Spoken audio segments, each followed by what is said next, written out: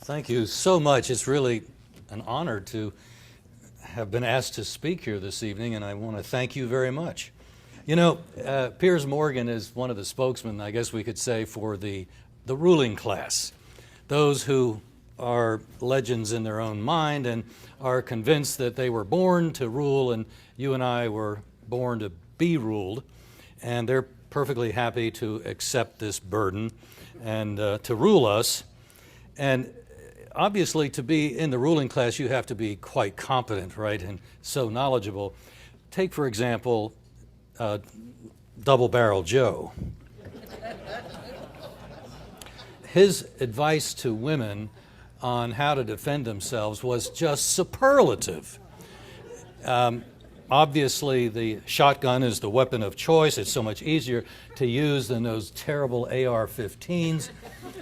And I don't know, maybe some of you have seen it, but somebody almost immediately put together a video, probably on YouTube, and it showed 5, 6, 7 ladies shooting a shotgun, ending up on their back, a shotgun flying out of their arms, one of them, Alan!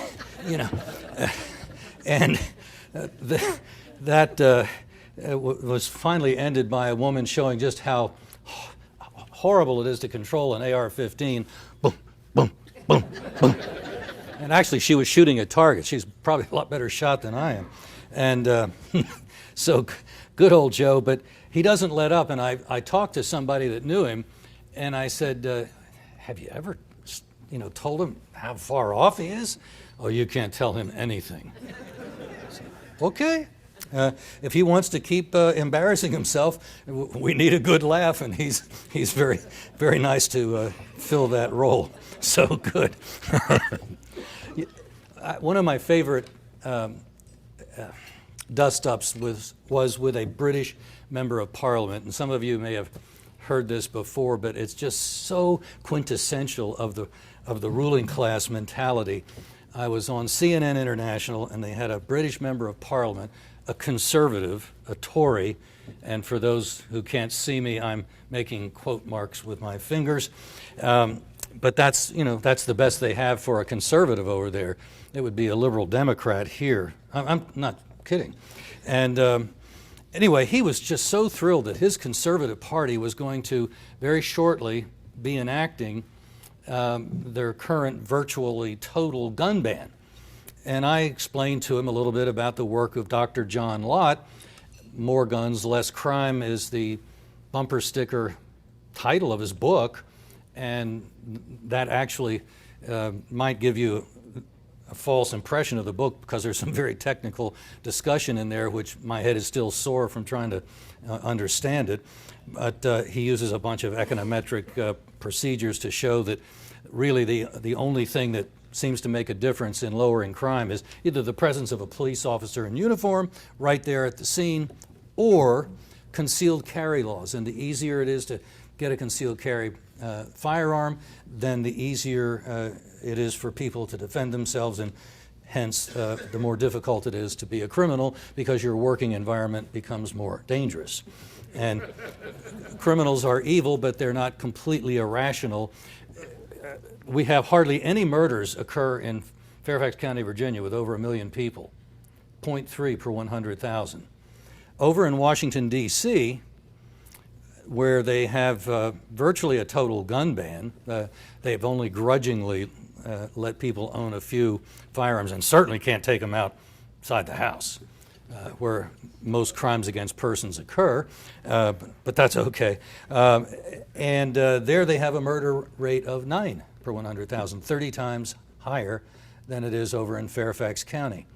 But facts don't really, those are not pesky things for these folks. They're quite resilient, and they know. Now, one of the things that indicates just how far off they are in trying to assess who the bad guys are, they think it's one of us with a gun. That happens time and again.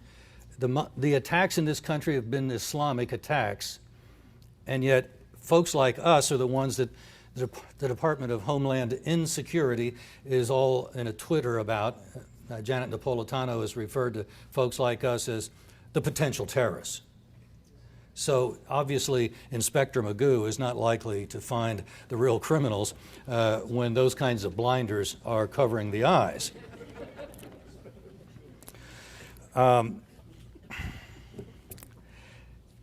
You know, there's some reasons to be optimistic. It'd be very easy to recite all the problems and challenges that we face, but there's a very interesting dynamic that was laid out in a book called How Civilizations Die by David Goldman. He's an Orthodox Jew, and the bottom line of what he observed was there were two things, I guess. When populations move from rural to urban, they tend to have no children, or very few. The life for a woman, for everybody, becomes different, and children are just something that are a real burden instead of the advantage that they were in the rural environment. And as that happens, like in Iran right now, they are on a course for having no Persian spoken about 2035. And there's a lot of countries where they're facing that kind of demographic winter. In fact, in our country, that would be happening, except when you look inside the numbers, yes, the two coasts are probably going to depopulate. They're aborting themselves, they're not having children. But in the flyover country, where we are right now, they're having children, and that's the other thing that Goldman found, is people of faith, be they Jews or Catholics or Protestants, if they're of faith, and it's a real part of their life, they tend to have large families. And that's where the future is. So the other side is busy killing themselves, and the only way they can recruit is through the schools. And if we can avoid that recruiting from being successful, mainly that's a one-on-one, family at a time mission, I think in the next couple of decades we're going to see our side prevailing, not just because we're right, but because we're going to have the numbers.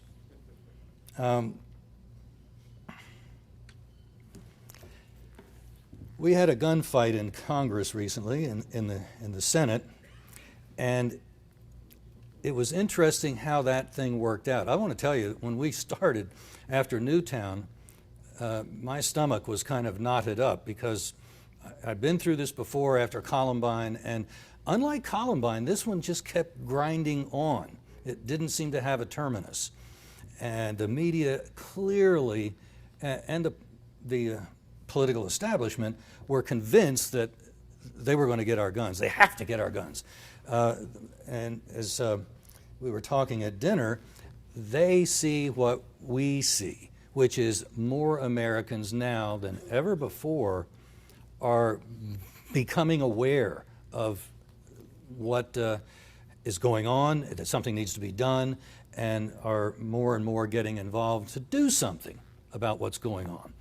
And that, I think, has accounted, in my mind, for this incredible, unprecedented push to control our guns. Because if they can't do that, the rest of their agenda becomes very difficult indeed.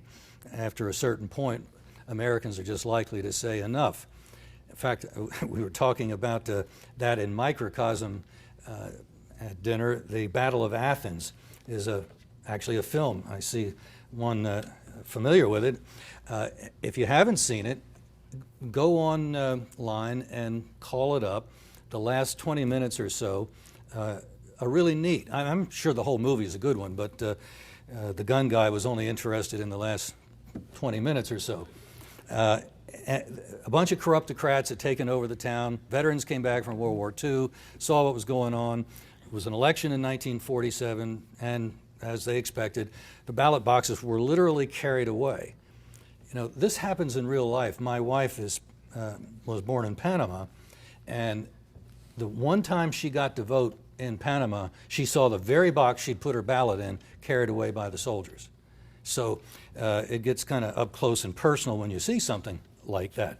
And the veterans had been prepared for this. They expected that this was going to happen because even while they'd been away, that was happening. They knew about it. And so sure enough, when the boxes were grabbed, boom, into town comes the militia, pickup trucks just bristling with armed men. And the militia had arrived, and after a brief gun battle, the corruptocrats realized it wasn't going to turn out well for them, and they gave up. And the Second Amendment was vindicated. This actually happened. This is what the Second Amendment is all about, to keep government from doing exactly what the government of Athens, Tennessee was doing. So for all those who hunt and have firearms for self-defense, more power to you, to us. But that's what it's all about. It's a political instrument, and it's one that even sometimes obtuse politicians can understand when they're kind of up front confronted with it. You know, the anti-Second Amendment forces, the anti-gun forces, if you will, that just don't want folks like us having guns, especially on the street. Boy, that's just scary. You know how hot-headed the average American is, always going off and making a scene. Not, but that, see, what I finally figured out is it's people like Piers Morgan that probably shouldn't have a gun, because these are angry liberals, and it's the angry part that is a little scary. And a lot of them are decent enough to say, oh, I don't think I should have a gun. And, you know, I'm willing to make an exception, I guess, to my sort of rigorous support of the Second Amendment. If they say so themselves, maybe I'd better listen. So anyway, they have this view that self-defense is provocative. It'll escalate a situation if you bring a gun to a discussion. It only makes matters worse. And so they're really, they love gun-free zones. And after 20 years of mass murders having occurred exclusively, with one exception, in gun-free zones, and actually the one was not an exception, it just wasn't a legally imposed gun-free zone. It was a Democrat congresswoman's town hall meeting. And of course, Democrats don't typically have guns. And so they didn't when Congresswoman Giffords was shot and that meeting was shot up. But they have the same view even when you're looking abroad. They actually had, as you know, I'm sure, withdrawn our armed assets from Benghazi. Just didn't want to be provocative, didn't want to look like we were expecting trouble. Well, we should have been expecting trouble, it turns out, and it turned out very poorly. So at least they're consistent, I must say that. I have been just amazed at how, I guess I could almost say ardently, most Republicans have not wanted to, let's use the word, exploit Fast and Furious as a political issue. And it barely came up in the last election. And yet here you've got a government deliberately funneling guns to bad guys, and they don't say anything about it. And it wasn't used by them during the recent effort to expand the background checks. Do they have the moral authority to approve whether you and I are going to buy a gun after they might as well put a sign up over the Department of Justice, "Murder or us"? Really? They're going to sit in judgment over us? They ought to be in jail, not sitting in judgment over whether we can buy something. And poor Mr. Boehner. I understand that zoologists have developed, have named a new phylum. It's a creature that walks upright without a backbone. And they call it John Boehner.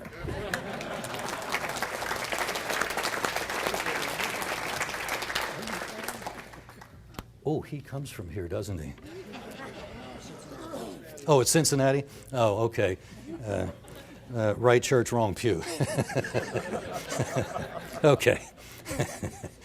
The arrogance of the administration just keeping it to the some of these things that are going on involving guns and ammo. No doubt you've read about the enormous number of bullets that are being purchased by the Department of Homeland Security. And something like 100,000 armed agents are at this department, which of course has no constitutional warrant. That's probably the most disturbing thing that I have learned about in some time. Where's the enemy? Who's the enemy? These are anti-personnel rounds. These are not target practice rounds. And they already had 250 million rounds of ammunition on hand when they bought the next 100 million.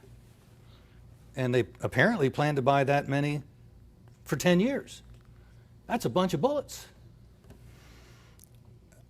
I don't think they're going to send them south toward Mexico. And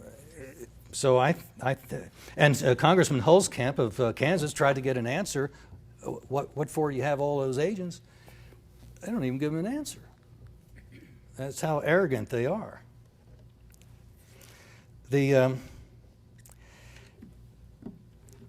I suspect that you all have already got this kind of information, but I just want to make sure that the instant background check is not some just benign bureaucratic nosiness on the part of a government that has no business challenging whether I exercise a constitutional right or not, that I'm guilty until proven innocent, kind of like when I flew here today. There are already 2 federal laws prohibiting a gun registry, one kind of in a general sense and another saying that any of the names obtained from a background check have to be destroyed within 24 hours. But that's not the way the Department of Justice is operating. They are in flagrant disobedience to the law. They will give a dealer a letter when he uses an internet portal to do a background check, somebody buying a gun, and that letter says that by using this portal you agree that all information submitted becomes the permanent property of the federal government. So much for the federal laws. And the Congress so far hasn't cut any money from any of these arrogant bureaucrats, which would be the one way that we could control them right now. The House was given the power of the purse for precisely situations like this, and they're not using it. So help is coming from outside of Washington, and that's where I can be optimistic somewhat once again. We've had now for several years a movement among many states to have a Firearms Freedom Act. I like Wyoming's because it attaches a criminal penalty to a federal agent that would violate a state law in trying to enforce a federal gun law. That is true states' rights and a way to exercise the authority that the states should be exercising to protect the constitutionally protected liberties of its citizens. One of our members is the sheriff of Elkhart County, Indiana, Brad Rogers. I am really delighted that he would want to be a member of Gun Owners of America. Rogers was approached by a farmer about a year and a half ago, I guess, and the farmer produces raw milk, and you probably know, but the feds just have no way to understand why anybody would want to drink raw milk, and they're trying to stamp it out. I mean, you've heard of all the people that have died from drinking raw milk, right? No, you haven't? Oh, well, the feds apparently have. They just haven't shared the memo. And so they're really putting it down on this farmer. They'd inspected him till he was cross-eyed, and they were now at this point about last December a year trying to they said the next time they came on, they were going to come with a court order and confiscate his equipment, which of course would have bankrupted him and put him out of business. So he went to the sheriff, to Brad Rogers, about that time, explained what was happening. Rogers, I think wisely, went out to look at the farm to make sure he wasn't getting involved with a pig and a poke.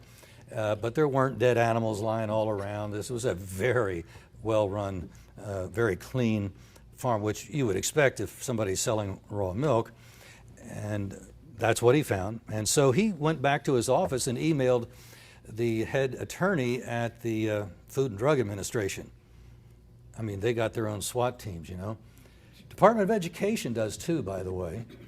And they actually used it on some poor gal out in California who'd gotten delinquent in repaying her student loans. And she looked out her window one day and there's all these black ninjas outside. They were Department of Education ninjas. So I guess you're not a respectable government agency in Washington if you don't have your own attack force. Get those dangerous, slow-paying students. They could really endanger you. So anyway, that's. I think we're seeing more and more that people like Sheriff Rogers are not just outliers, which there have always been a few throughout the last century anyway.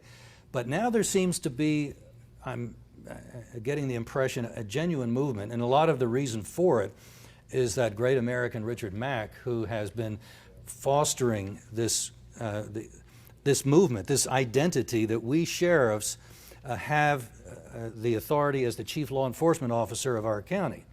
And once he gets that across to them, then and they appreciate the fact that they really do constitutionally and historically have that authority, then they become willing to tell the feds, you're not welcome here in this county.